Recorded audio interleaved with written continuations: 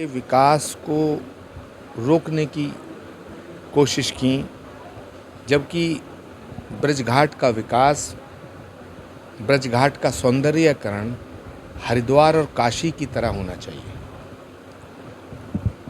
और हम लोग प्रयास करेंगे 4 जून के बाद प्रधानमंत्री नरेंद्र मोदी जी जब तीसरी बार भारत के प्रधानमंत्री के पद की शपथ लेंगे भारत की जनता के आशीर्वाद से, तो मैं उनसे स्वयं बात करूंगा कि यहाँ के घाटों का चौड़ीकरण होना चाहिए। यहाँ जो शमशान घाट है वो अब बहुत बड़ी असुविधाएं हैं वहाँ, तो जहाँ तमाम लोगों को मुक्ति मिलती हो वो तो हमारे लिए परम धाम बन जाता है, तो उसका विकास और होना चाहिए। उत्तर प्रदेश की सरकार, योगी आदित्यनाथ जी की सरकार ने यहाँ के विकास के लिए काम किया है, लेकिन अभी उतना विकास नहीं हुआ है जितना होना चाहिए। हमारी मांग रहेगी भारत के प्रधानमंत्री से, भारत सरकार से और उत्तर प्रदेश की सरकार से कि ब्रजघाट को इतना विकसित किया जाए, ये मिनी काशी और मिनी हरिद्वार और दिल्ली के इतना निकट है ये स्थान, और श्री कल्की धाम से पहले पड़ता है, जहाँ भगवान के आने वाले अवतार, होने वाले अवतार का धाम बन रहा है, उसका निर्माण शुरू होने जा रहा है। तो ये तो एक केंद्र बनना चाहिए पूरे विश्व के पर्यटन का, पूरे विश्व के तीर्थयात्रियों का।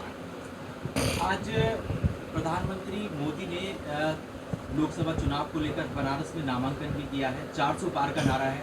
सीएम योगी आदित्यनाथ लगातार कह रहे हैं कि औपचारिकता महज बाकी है, 400 पार का बस इंतजार, 4 जून को जो है वो सब स्पष्ट हो जाएगा। कैसे देखते हैं आप? देखिए, योगी आदित्यनाथ जी उत्तर प्रदेश के मुख्यमंत्री हैं। उत्तर प्रदेश के मुख्यमंत्री होने के साथ साथ वो गोरक्ष पीठ के पीठाधीश्वर हैं, और गोरखनाथ जी की वो गद्दी है जिस पर आज वो गद्दी नशीन है। वो एक महान तपस्वी हैं। अगर उनके मुंह से कोई वाणी निकली है तो निश्चित ही वो सत्य होगी। दूसरा सवाल ये है कि जिस तरीके से राहुल गांधी ने भारत जोड़ो यात्रा की है, तो कहीं ना कहीं लगातार उनका जो सरकार है उस पर हमला भी लगातार दिख रहा है। कई जगह विकास के मुद्दों को लेकर भी वो बोले हैं। तो अभी उनकी जो यात्रा है, भारत जोड़ो यात्रा, क्या उसका भी कुछ असर दिख पाएगा कि नहीं दिख पाएगा? देखिए, भारत को जोड़ने का काम किया था महात्मा गांधी ने और सरदार पटेल ने। राहुल गांधी जी और उनकी पार्टी ने तो भारत को तोड़ने का काम किया है। और मेरा पक्का यकीन है कि राहुल गांधी जी पिछला चुनाव अमेठी से लड़े, वायनाड से लड़े, अब वायनाड से आकर के रायबरेली से लड़े हैं। अगला चुनाव रायबरेली की जगह रावलपिंडी से लड़ेंगे। अरविंद केजरीवाल भी बाहर आ गए हैं, उन्हें जो है अग्रिम जमानत मिल गई है, उस पर बाहर आए, इस पर क्या कहेंगे? अरविंद केजरीवाल जी का एक बयान मुझे बड़ा अच्छा लगा। उन्होंने कहा है कि भाई 2024 के चुनाव के बाद प्रधानमंत्री मोदी नहीं अमित शाह बनेंगे। तो अरविंद केजरीवाल इंडिया गठबंधन के बहुत बड़े नेता हैं। ये बयान आम आदमी पार्टी के संयोजक के रूप में उन्होंने नहीं दिया है, इंडिया गठबंधन के एक घटक के लीडर के रूप में दिया है। तो मुझे लगता है कि अरविंद केजरीवाल जी ने ये मान ही लिया है कि मोदी जी की सरकार तीसरी बार आ रही है। राजनीति का अच्छा खासा अनुभव आपको रहा है, बेबाक बयानबाजी के लिए जाने जाते हैं, और आपके जो भी बयान होते हैं वो बहुत दूर तक मशहूर भी हो जाते हैं, क्योंकि आप सीधे और स्पष्ट तौर पर बोलते हैं। अभी जिस तरीके से कांग्रेस से और आप जो है वो भाजपा में आए हैं, कहीं ना कहीं प्रधानमंत्री जो मोदी हैं उनके लिए भी बहुत सारी, जैसे आपने शब्द कहे कि एक बहुत अच्छी मतलब बातें उनके लिए कही हैं। आपके कल की पीठाधीश पर भी हुआ है। क्या फर्क आप कांग्रेस पार्टी और भाजपा में देखते हैं? जो फ़र्क पाकिस्तान और हिंदुस्तान में है। लेकिन कहीं ना कहीं लंबे समय तक आपका साथ भी रहा, तो फिर प्रधानमंत्री मोदी भारत को गौरवान्वित करने का काम कर रहे हैं।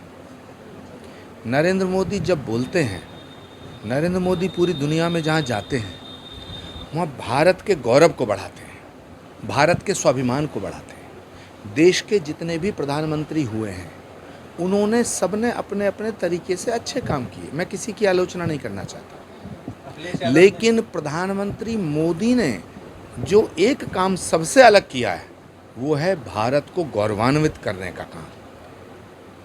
भारत के स्वाभिमान की बात करते हैं वो, और ये वो देश है जहां महाराणा प्रताप ने घास की रोटियां खाना पसंद किया लेकिन अकबर के सामने सर झुकाना पसंद नहीं किया। तो ऐसे देश के गौरव को बढ़ाने का काम नरेंद्र मोदी कर रहे हैं और विपक्ष पानी पी पी के रोज उन्हें गालियां देता है।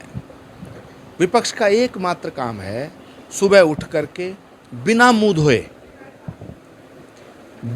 धोए मोदी को गाली देना, ये विपक्ष का काम है। और मुझे लगता है जितना मोदी को गाली दोगे देश की जनता मोदी को उतना ही प्यार करेगी। अच्छा, एक बयान और केजरीवाल जी ने दिया है कि 75 वर्ष की आयु के बाद रिटायर होने वाला जो बयान है उनका ये भी कहना है कि अगले साल को प्रधानमंत्री 75 वर्ष के होने वाले हैं, तो क्या जो प्रधानमंत्री पद का चेहरा अमित शाह या कोई और होगा, इस पर कितना इत्तेफाक रखते हैं, क्या कहना चाहिए? देखिए, देश की जनता नरेंद्र मोदी को इतना प्यार करती है जिस तरह, और इतना सम्मान देती है जिस तरह महात्मा गांधी, नहीं, लक्षण नहीं लगते उनके जीतने लायक, उनके लक्षण नहीं लगते। भारत की जनता भगोड़े नेता को पसंद नहीं करती है, शौर्य को नमन करती है, पराक्रम को प्रणाम करती है। भारत वो देश है, इस देश की जनता शूरवीरों के साथ खड़ी होती है। संजय गांधी भी चुनाव हारे थे लेकिन उन्होंने सीट नहीं छोड़ी। इंदिरा गांधी जी चुनाव हारी थी, उन्होंने अपनी सीट नहीं छोड़ी। भला हार के डर से कोई अपना घर बदलता है? तो मुझे लगता है राहुल गांधी जी का अमेठी से भागने का फैसला, अमेठी छोड़ने का फैसला, ये आत्मघाती सिद्ध होगा।